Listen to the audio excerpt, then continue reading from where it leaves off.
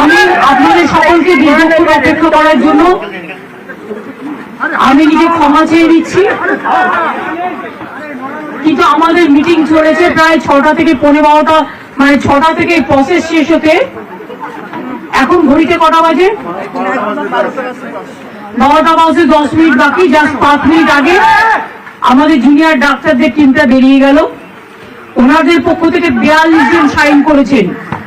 এখানে আপনারা দেখতে পাচ্ছেন মনোজ পন্ত আমাদের পক্ষ থেকে chief secretary, government of West বেঙ্গলের পক্ষ থেকে মিনিটসে সই করেছেন, এবং ডাক্তারদের পক্ষ থেকে, জুনিয়র ডাক্তারদের পক্ষ থেকে 42 জনের প্রত্যেকেই তারা তাদের সিগনেচার করেছেন।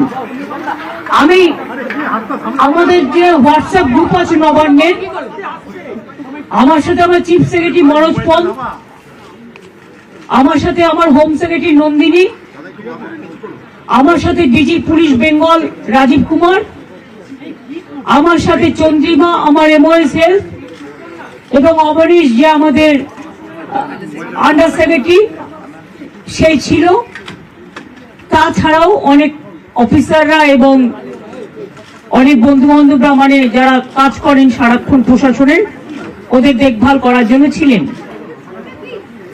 যা সিদ্ধান্ত হয়েছে তার পুরোটা আপনাদের মেলে আমি সৌমুখে বলেছি নবান্ন থেকে পাঠিয়ে দিতে, ডিটেলসটা আপনারা পেয়ে যাবেন। বাট আমি ওদের প্রথমেই অভিনন্দন জানিয়েছি যে তারা আজকে এসছেন এবং বসেছেন বলে, এবং আমরা উভয় পক্ষই খুশি যে আমরা এতক্ষণ ধরে বিস্তারিত আলোচনা করতে পারলাম বলে। তারাও অনেক ইস্যু রেজ করেছেন, আমরাও আমাদের যা কমেন্টস আমরাও যতটা পেরেছি, ওদের বক্তব্যটা ওরা রাখতে চেয়েছিল আমরা সেটা রাখতে দিয়েছি, এবং আমরা আমাদের বক্তব্য যেটা, বড়দের সবসময় সৌজন্যটা একটু বেশি করতে হয়, তাই আমাদের বক্তব্য আমরা চেষ্টা করেছি ওদের গুরুত্ব দিয়েই করবার। আপনারা জানেন সিবিআই যে কেসটা তদন্ত করছেন, অভয়া পরিবারকে, অভয়ার উদ্দেশ্যে শ্রদ্ধা জ্ঞাপন করে মিটিংটা আমি শুরু করেছি পরিবারকে সমবেদনা জানিয়ে। এবং ওদের যে 5টা ডিমান্ড ছিল, তার মধ্যে ফার্স্ট ডিমান্ড তো ইনভেস্টিগেশন সিবিআই, ওটা তো অলরেডি সিবিআই করছে এবং সুপ্রিম কোর্ট মনিটরিং করছে, ওটা নিয়ে তো আমাদের হাতে নেই। প্লাস ওদের 4টে ডিমান্ড ছিল। 4টে ডিমান্ডের মধ্যে যেটা ছিল যে মেল ওরা আমাদের করেছে, একটা হচ্ছে 3টে নাম দিয়েছিল ফ্রম হেলথ ডিপার্টমেন্ট, একটা ডিএমই, একটা ডিএইচএস, আর একটা হেলথের প্রিন্সিপাল সেক্রেটারি। আমরা ওদের বোঝালাম যে একসাথে যদি পুরো ঘরটা খালি করে দেওয়া যায় তাহলে অ্যাডমিনিস্ট্রেশনটা চলবে কি করে। সুতরাং আমরা ওদের কথা মতো ডিএমই এবং ডিএইচএস কে সরাবার সিদ্ধান্ত নিয়েছি, এবং তাদের সম্মানজনক ভাবে, এর থেকে উঁচু পোস্ট ওদের আর কিছু হয় না। তো যাই হোক, যে একজন ডিএমই হতে পেরেছে বা ডিএইচএস হতে পেরেছে, এবং তারা যথেষ্ট জাস্ট হয়েছে, নতুন বেশি দিন হয়ওনি, কিন্তু যেহেতু ছাত্রছাত্রীরা বলছেন ওদের প্রতি আমাদের আস্থা নেই, তাই তাদের ব্যাপারটাকে গুরুত্ব দিয়েছি। বাট এটাও ঠিক, আমি কিন্তু ডিএমই কে বা ডিএইচএস কে আমরা কাউকে অসম্মান করিনি, কিন্তু ওদের বিরুদ্ধে যেহেতু চিকিৎসকদের ক্ষোভ আছে এবং তাই ওদের দাবি মেনে নিয়ে আমরা বলেছি এই দুজনকে সরানোর সিদ্ধান্ত আমরা নিয়েছি।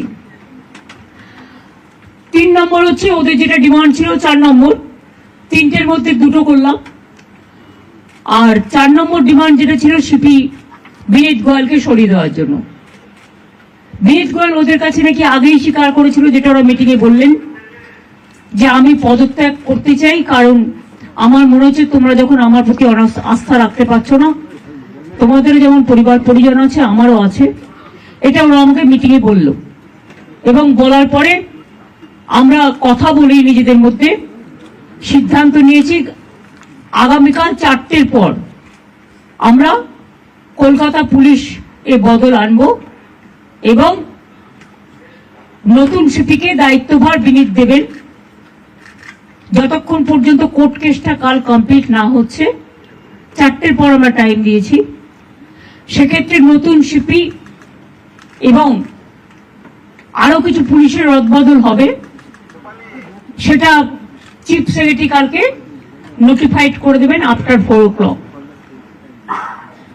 এবং বিনীত যেখানে কাজ করতে চেয়েছে সেখানেই তাকে দেওয়া হয়েছে।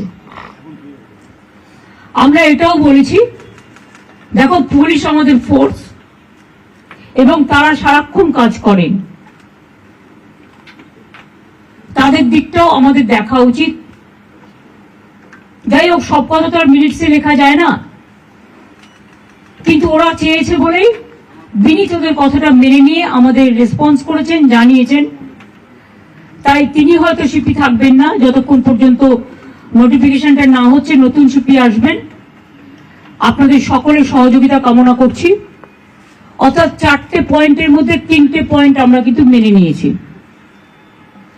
চতুর্থ তো আমরা নিজেদের থেকেই, যেহেতু ওই দিন সিপি পৌঁছবার আগে নর্থের ডিসি পৌঁছেছিলেন আগে এবং 14 তারিখে ঘটনাটা ঘটেছিল এবং ওরা অভিযোগ করেছিল, যার জন্য নর্থের ডিসিকেও সরিয়ে দেওয়ার সিদ্ধান্ত হয়েছে। ওখানে কাকে দায়িত্ব দেওয়া হবে সেটা কালকে ডিসাইড হবে। এছাড়াও সেফটি, সিকিউরিটি, হসপিটালের ডেভেলপমেন্ট, ইনফ্রাস্ট্রাকচার গুরুত্ব দিয়ে দেখা হবে এবং এক্ষেত্রে টাইম টু টাইম যদি কোনো প্রবলেম অ্যারাইজ করে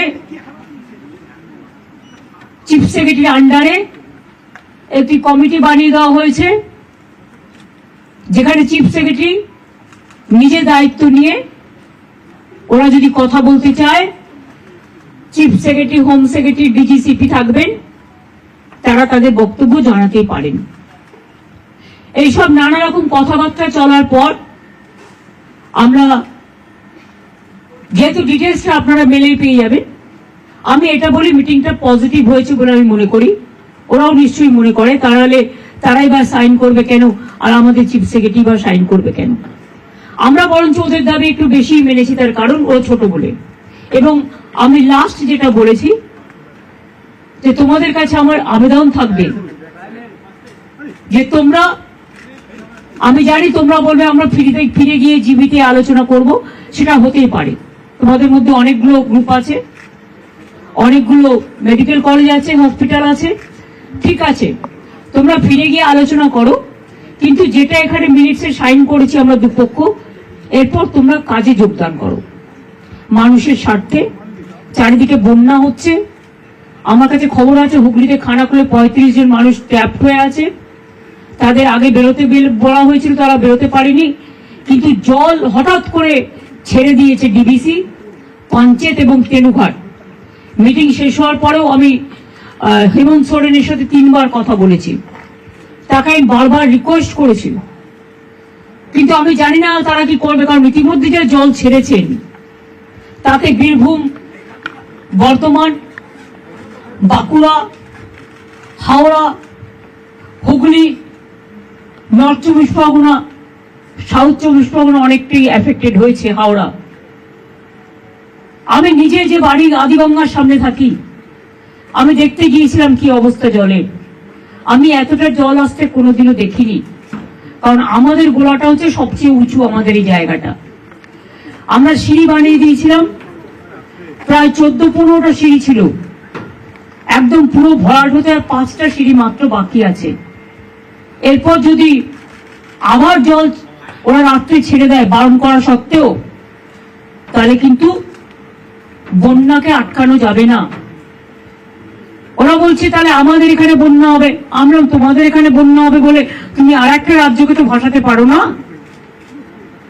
আমাদের না জানিয়েই সকালে প্রায় 80-90 হাজার কিউসেক ওয়াটার ছেড়ে দিয়েছে, ফলে একেতে 3-4 দিন কন্টিনিউয়াস বৃষ্টি। এমনিতেই গঙ্গাগুলো, আমাদের নদীগুলো ওভারফ্লো, ড্যামগুলো ওভারফ্লো ছিল, তার মধ্যে এই জলে আস্তে আস্তে কাল সকালে বিকেলে পৌঁছবে। আমি সবাইকে বলবো সতর্কতা অবলম্বন করে দূরে দূরে রিলিফ সেন্টারে প্লিজ দয়া করে যান, এবং আপনাদের থ্রুতে বিডিও থেকে শুরু করে আইসি থেকে শুরু করে DM, SP, additional DM, additional SP, SDO যারাই আছেন সবাইকে বলবো যে ইমিডিয়েট দেখে নাও, কারণ কালকে কিন্তু অনেক জল ঢুকবে। এই জলের উপর যদি আবার জল আসে আমার এমনিতেই চিন্তা আছে 35 জনকে কি করে উদ্ধার করব আমরা। আর এখন রাত হয়ে গেছে, জলের কারেন্ট এতটাই, কেউ যে উদ্ধার করতে যাবে তার উপায় নেই, কারণ যে উদ্ধার করতে যাবে সে বোটও তলিয়ে চলে যাবে, এমন অবস্থা। তো ওখানে আমরা এনডিআরএফ টিম পাঠাচ্ছি সকালে, এবং এইচডিআরএফ টিমটাও আমরা পাঠাচ্ছি সাউথ 24 পরগনায়। সুতরাং আমরা প্রত্যেকে অ্যালার্ট আছি। বিভিন্ন জেলার নেতৃবৃন্দের সাথেও আমার কথা হয়েছে। সিএস নিজে মনিটরিং করছেন 24x7, এবং তিনি নিজেও ডিএমদের সাথে বারবার করে আগে 2-3 বার ভার্চুয়াল করেছেন। উনি অলরেডি আমাদের 24x7 মনিটরিং চলছে, টাইম টু টাইম কি অবস্থা। এবং মানুষকে আবার আবেদন করছি, প্লিজ দয়া করে জল আর আগুন এই দুটো জিনিস নিয়ে আমাদের মনে রাখতে হবে, যে কোনো মুহূর্তে জল ঢুকে যেতে পারে। দোতলা বাড়ি হলো যদি একতলা ভেসে যায়, তাহলে দোতলা ভাসতে কতক্ষণ নেবে? কাজে জীবনের ঝুঁকি দয়া করে কেউ নেবেন না, সতর্ক থাকুন, কিন্তু জীবন বাঁচান। একটা প্রাণের দাম অনেক বেশি, এটা আপনাদের মাধ্যমে অনুরোধ করব। যদিও আপনারা জুনিয়র ডক্টরদের স্ট্রাইক নিয়ে বেশি ব্যস্ত, কিন্তু তার মধ্যে আমার এই আবেদনটুকু যদি গ্রাম বাংলায় মানুষের কাছে পৌঁছে দিতে পারেন, বিশেষ করে জেলার মানুষের কাছে। কারণ কলকাতায় যদি এই অবস্থা হয় গঙ্গার, তাও তো হাই টাইড আজকে ছিল না।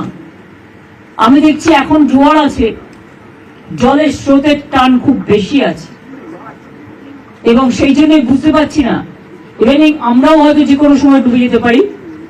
জলের যে স্রোত আছে, তারপরে যদি আবার জল ছাড়ে, নিজেদের ঠিক রাখার জন্য অন্য স্টেটের উপরে ছেড়ে দিলাম, এটা কিন্তু ঠিক হচ্ছে না। আমি আমার প্রতিবাদ জানিয়েছি। হ্যাঁ, বলেছি আমি যে আপনারা প্লিজ কর্মবিরতি তুলুন। এত কিছু আলোচনা, আপনাদের 4টের মধ্যে 3টে ডিমান্ডই মেনে নিয়েছি। তাছাড়াও সিসিটিভি, লাইট, রেস্টরুম, ওয়াশরুম, এগুলো করে দেওয়ার ব্যাপারেও 100 কোটি টাকা দেওয়া হয়েছে। এবং এছাড়াও সিকিউরিটি অডিটিং এর ব্যাপারেও আমরা দেখছি, সবার যাতে নিরাপত্তা থাকে, আমাদের যতদূর সম্ভব আমরা করব। আপনাদেরও বলবো লক্ষ্য রাখতে, কারণ দায়বদ্ধতা কিন্তু বোথ সাইডেরই থাকে। আর আমি আপনাদের কাছে অনুরোধ করব, অনেক মানুষ মারা গেছে, অনেক মানুষের কষ্ট হচ্ছে, চিকিৎসা পাচ্ছে না, অনেক পেশেন্ট আটকে আছে। সুতরাং মানুষ মনে করে আপনারাই তাদের ভগবান। সুতরাং আপনাদের আমি কাজে ফিরতে অনুরোধ করব। সমস্যা থাকলে সমাধান করতে হয়, আলোচনার পথ সবসময় খোলা থাকে। আজকে 3 দিন অপেক্ষা করার পর, আজকে 4 দিন 5 দিন, 3 ঘন্টা 2 ঘন্টা 3 ঘন্টা অপেক্ষা করার পর আজকে প্রায় সব প্রসেস শেষ করতে 5.5 ঘন্টা টাইম লেগেছে। আমাদের দিক থেকে যা যা করার ছিল আমরা চেষ্টা করেছি, বাংলার মানুষ যাতে ভুল না বোঝেন, বাংলার মানুষের দিকে তাকিয়ে। এবং এটা নিয়ে আবার যেন কেউ অপপ্রচার দয়া করে করবেন না। বাংলায় দুর্গাপুজো আসছে, এটা আমার আবেদন আপনাদের কাছে। এটা আমাদের মিটিং এ আলোচনা হয়নি, আমি করিনি, এটা আমার পক্ষ থেকে বন্যাটা এবং ফ্লাডের ব্যাপারটা আমি বলেছি, এই পরিস্থিতি। সুতরাং ম্যালেরিয়া বাড়বে, ডেঙ্গু বাড়বে, জলজনিত রোগগুলো বাড়বে, আপনাদের খুব প্রয়োজন। এখন আপনারা হাসপাতালে ফিরে যান। আমি এটুকু বলতে পারি, কারো বিরুদ্ধে কোনো শাস্তিমূলক ব্যবস্থা নেওয়া হবে না। लिया तो गया, कोशिश किया है जूनियर डॉक्टर का बात सुनने के लिए, लेकिन हमारा पुलिस भी बहुत सारे काम करते हैं। अगर काम करते करते किसी को 2 मिनट देर हो जाता है, कोई काम पे अगर थोड़ा गलती हो जाता है, तो उसको लेके अगर किसी को गुस्सा है तो गुस्सा निभाने के लिए, गुस्सा निपटाने के लिए हमने कोशिश किया। हेल्थ डिपार्टमेंट, पुलिस डिपार्टमेंट में जो जस्टिस उन्होंने मांगा, हमें कोशिश किया। हमारा पुलिस जो सीपी को हम चेंज करने का फैसला किया है, उनको साथ बात करके उनको कॉन्फिडेंस पे लेके, उन्होंने भी नहीं चाहते थे जितना उसका खिलाफ में बहुत सारे बात उठाया। उन्होंने भी कहा कि हमारा भी परिवार है, हमारा परिवार को अच्छा नहीं लगता, इसी के लिए हम भी छोड़ने चाहते हैं। उन्होंने खुद डॉक्टर लोग जब मिलने गया था तो उन्होंने बताया। और हमारा हेल्थ डिपार्टमेंट का 3 की पोस्ट है, जैसे डीएमई डीएचएस ऐसा नहीं हो सकता है, इसको पैनल करके प्रोसेस करके तभी कर सकता है। तो अभी हम चीफ सेक्रेटरी को बोला है कि प्रिंसिपल सेक्रेटरी को लेके बात करके इसको अभी आप लोग देखभाल कीजिए, जब प्रोसेस हो जाएगा तब हम देखेंगे। ऐसा बात हुआ है। हेल्थ में भी उसको 3 ऑफिसर को ट्रांसफर का बात हटाने के बात किया, लेकिन हम 2 मांग लिया। इससे ज्यादा हम क्या कर सकते? हम 99% मान लिया। I am not saying anything which is when the matter is sub judice. My humble request to all the junior doctors, whatever they demanded, out of this 4th demand, what is with us, we accepted 3 demands and we requested them to join the work so that commoners should not suffer, there should not be more and more death from the commoners. And nowadays when we are facing dengue, malaria and also flood-like situation. DBC, Panchayat, Tenughat, the dam, they have already released too much water. And these 2-3 days we faced acute rainwater also. So both the Ganga river ponds were overflowing, and after releasing the water from Jharkhand, it's an acute problem. Some people are in a trap now. We have got the information. Police is keeping touch with them. We requested them to come early, but they thought that they will be safe. They have seen the earlier things also. But earlier also I monitored all this. My police chief secretary is also monitoring. But I have not seen so much water is being released together. When there is a torrential rain, it plus the flood spread in throughout West Bengal. Now we have to monitor all the situation. Thank you very much for your cooperation. And I think we can. We will change tomorrow. You must know tomorrow 4 o'clock. After 4 o'clock, because the matter is on sub judice, let the court, we respect the court, highest judiciary. We have a great respect. So whatever the matter is sub judice, there we cannot interfere. It is the court decision and it is Supreme Court monitoring case. We want justice and we want, of course, the justice from Abhaya to all the girls, all the women who are affected throughout the country. Thank you very much.